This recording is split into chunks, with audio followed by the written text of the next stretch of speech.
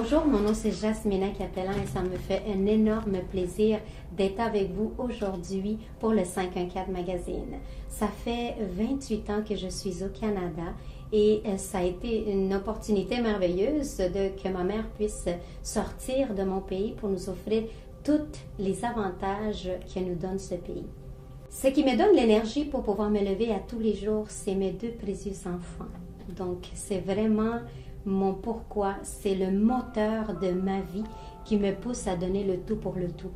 Au niveau de mon intégration au Canada, ça a été quand même un cheminement. Je dirais que c'était plus facile que pour plusieurs autres personnes parce que je suis arrivée ici quand même à un jeune âge. C'est sûr que ça a été difficile les premiers 6 mois où est-ce que j'ai dû m'adapter à une langue étrangère. Je me rappelle encore quand que je rentrais à la maison, je rentrais en pleurs en disant à ma mère, je ne veux pas retourner à l'école parce que je ne comprends pas qu'est-ce qu'on me dit, je ne comprends pas de quoi qu'il parle, mais c'est en tant qu'enfant, ça devient naturel et je me dis que ça n'a pris que 6 mois pour que je sois parfaitement fluente dans la langue française. Tout à fait, pour moi, ce qui était le plus difficile, c'était la langue. Laisser mon pays aussi, oui, parce que j'ai vécu vraiment des années sensationnelles. J'ai vécu une très belle jeunesse. C'est vraiment la langue et peut-être aussi le mode de vie, un peu le rythme de vie. Je sais que d'où je viens, en République dominicaine, tu es libre, tu as la liberté d'être dans les rues, de jouer dehors. Donc ici, tu es vraiment dans un 4 murs. Donc c'est ça qui a été un peu plus difficile pour moi. Je dirais que c'est mon essence. Donc parler de mon essence, c'est quoi exactement? C'est qui je suis réellement, ma facilité pour communiquer avec les autres, ma facilité de m'intégrer avec les autres et de pouvoir connecter avec les autres personnes qui m'entourent. Ce que je recherche vraiment en étant un entrepreneur, c'est 3 choses primordiales que je pense que c'est des droits acquis, c'est des droits avec lesquels on est, mais on les perd en cours de route, et c'est le temps, la liberté financière et la santé. Bien, je te dirais, mon processus en tant que femme professionnelle, je suis dans le processus et je dirais que ça fait à peu près 4 ans que je suis dans ce mode-là. J'ai été quand même toujours quelqu'un qui allait toujours de l'avant. J'ai commencé à travailler à 18 ans. Mon premier emploi, je l'ai gardé 5 ans. Après ça, le deuxième emploi, c'était pendant 11 ans. Mais je me suis rendu compte qu'il y avait autre chose que travailler pour quelqu'un d'autre. Et c'est là que mon envie de devenir entrepreneur a grandi.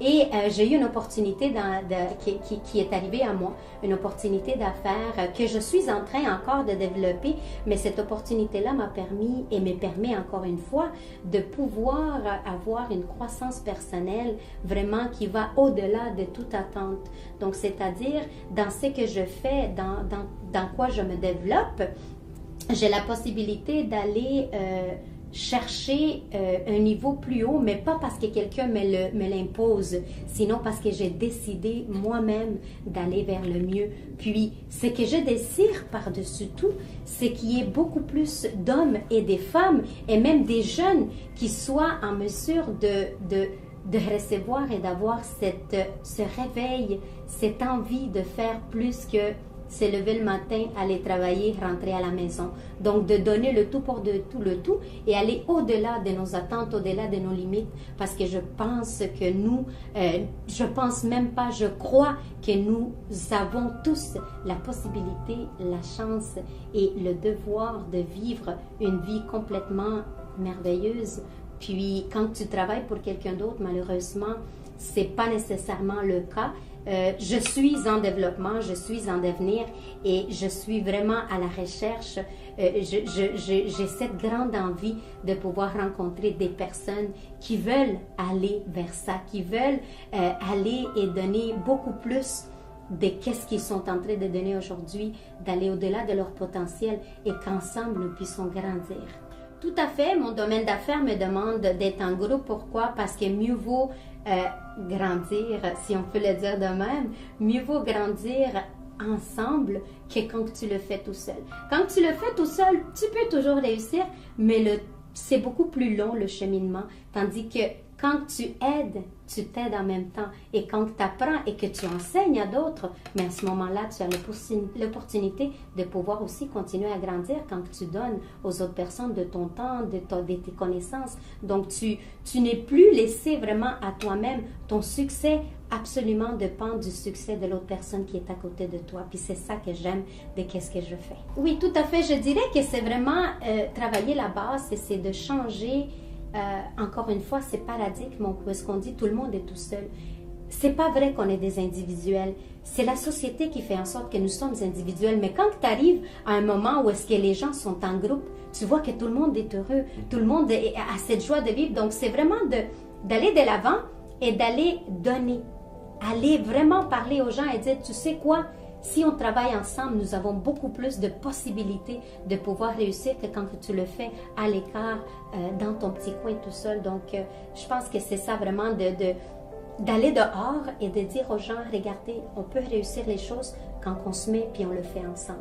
Ma mission de vie, c'est un terme qui me passionne parce que, encore une fois, je dirais, je suis bénie. Je suis bénie parce que à l'âge que j'ai eu la possibilité de retrouver et de dire, tu sais quoi, je me suis réveillée à temps et de ne pas attendre à ma retraite, de ne pas attendre à 60, 70 ans pour dire qu'est-ce que j'ai fait de ma vie. Donc, ma mission de vie, je dis souvent, c'est d'édifier la vie des autres. Et c'est quoi édifier la vie des autres?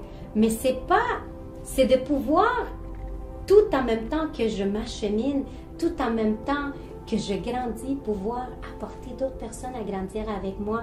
C'est d'avoir cette possibilité de dire à quelqu'un, tu vois, de rencontrer quelqu'un qui a des insécurités, de rencontrer quelqu'un qui ne sait pas vers où elle s'en va ou qui a beaucoup de doutes, mais de prendre cette personne-là de la main et de lui dire, tu sais quoi, chemine avec moi, on va le faire ensemble et de voir les résultats à la fin de quand cette personne-là est au-dessus de ses capacités, quand cette personne-là sort de sa zone de confort. Pour moi, c'est ça, édifier la vie d'une personne. Et je ne peux pas dire que que je connais tout, je sais tout, parce que pendant que j'édifie la vie de quelqu'un, je suis en train d'édifier la mienne. Je suis en train d'apporter beaucoup plus. Je pense que quand on fait ce que je fais, je suis beaucoup plus gagnante que la personne que j'accompagne, parce que je gagne autant en sagesse, en connaissance, parce qu'il n'y a pas meilleure façon que de se connaître soi-même que de voir comment les autres nous aperçoivent. Mais c'est quand même comique que tu me dises ça, parce que des problèmes, on en a tous. Je suis une mère monoparentale.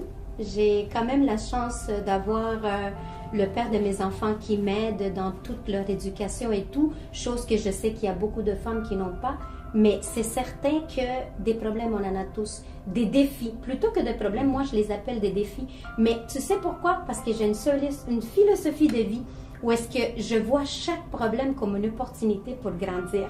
Je vois chaque problème comme une opportunité pour devenir une meilleure mère, une meilleure personne. C'est sûr qu'il y a des journées qui sont plus difficiles que d'autres, mais je pense que qu'est-ce qui fait de moi... comme tu le disais, cette personne rayonnante, toujours souriante, c'est mes pensées.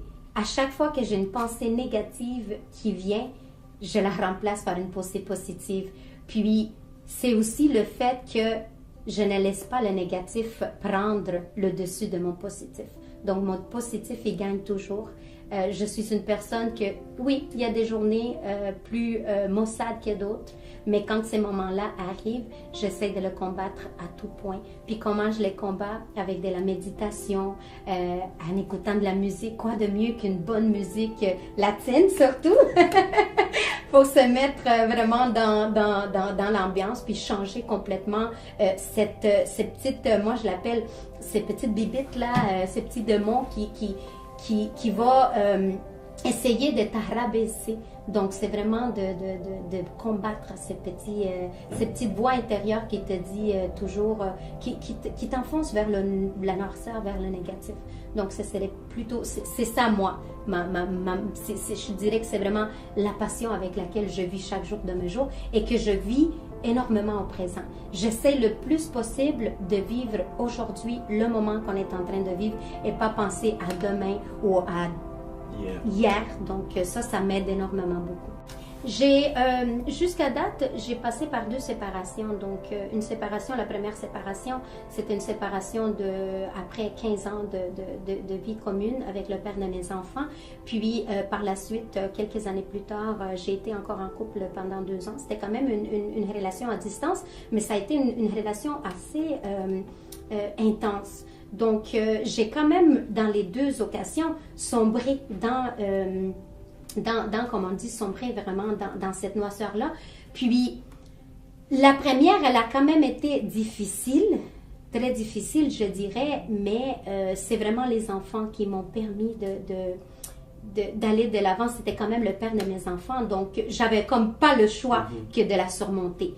La deuxième séparation, je dirais, c'est celle qui m'a permis, en partie, de me découvrir.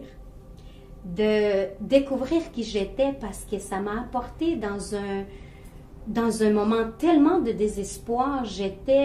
Écoutez, j'ai passé 2 semaines complètes sans manger, à peine en train de boire que de l'eau, parce que j'étais obligée, parce qu'on m'obligeait au travail, tu sais, mes collègues de travail. Mais c'est à partir de ce moment-là qu'il y a ces déclics-là qui s'est fait, où est-ce que j'ai commencé à faire des recherches sur ma personne, à faire des recherches sur qui suis-je, où je vais, qu'est-ce que je veux devenir, est-ce que je suis faite pour d'autres séparations, est-ce que je suis faite pour d'autres ruptures. Puis c'est avec le recul que je me rends compte aujourd'hui, si vous êtes en train de passer par cette étape-là, c'est des étapes qui sont nécessaires. Je vous dirais, pensez pas à hier, pensez pas à demain, vivez le moment présent, puis profitez de je dirais malheureusement, profitez de ces moments négatifs pour prendre la force et aller de l'avant et aller sortir tout le meilleur qui est en vous. Parce que souvent, c'est dans des moments les plus sombres que la lumière la plus intense se fait. Puis c'est ce que moi j'ai vécu, c'est ce qui m'a vraiment permis aujourd'hui d'être aussi resplendissante, d'aimer autant la vie, puis de pardonner autour de moi. Pas de pardonner les personnes, mais surtout de me pardonner moi.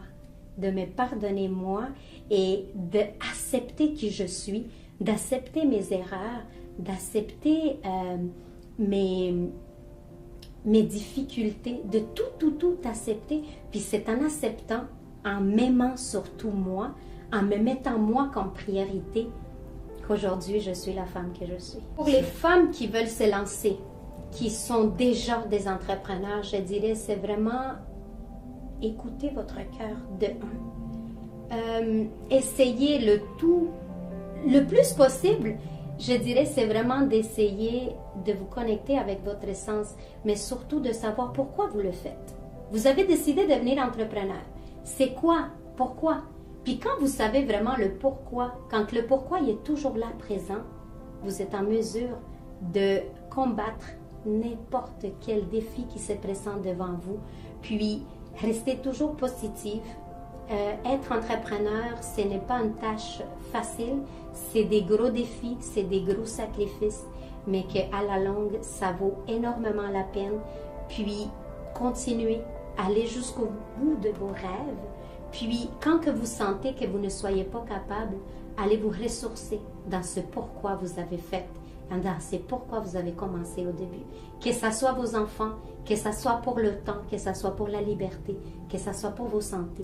Peu importe quelle est la raison pour laquelle vous avez décidé de vous entreprendre, d'envoler et de sortir de cette zone de confort, de sortir de ce système qui nous pousse à vouloir donner notre 100% à quelqu'un d'autre au lieu de nous le donner à quand même. Allez vous ressourcer dans votre fort intérieur, dans la divinité qui est en vous, et c'est certain que même par moments de noirceur, même par moments obscurs et difficiles, la lumière, elle arrivera toujours.